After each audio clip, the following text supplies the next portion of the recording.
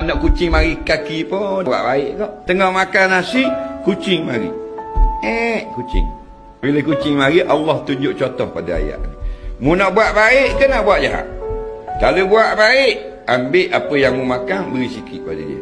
Kalau kita tengah makan nasi lemak atau makan pulut panggang, ada ikan panggang, dia akan bunyi dia. Pitok sikit. Saya lapar. Siapa kata Allah tulis dari azali sekian bulan dia akan mari kaki kita. Bukan jadi dengan tidak dirancang-rancang. Faham? Semua itu Allah sudah tulis di dalam buku Lauh Mahfuz. Dia akan mari pada hari kita makan nasi lemak ni. Kalau orang yang reti, cukup step pertama dia. Kucing.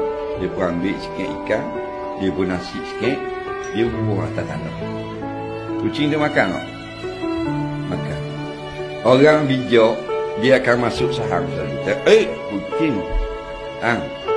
Nasi segi, nasi benar segi. Rasa buah dengan ikan saja. Sini. Kita pun ambil gaul setengah. 3-4 ekor makan. 3 kita. Kena molek kalau Allah terima hak tu. Tak akan sentuh dia pingganku di akhirat. Main-main. Kita tak tahu hak mana sekah yang menjadi benteng api neraka dari amal soleh kita. Tahu tak?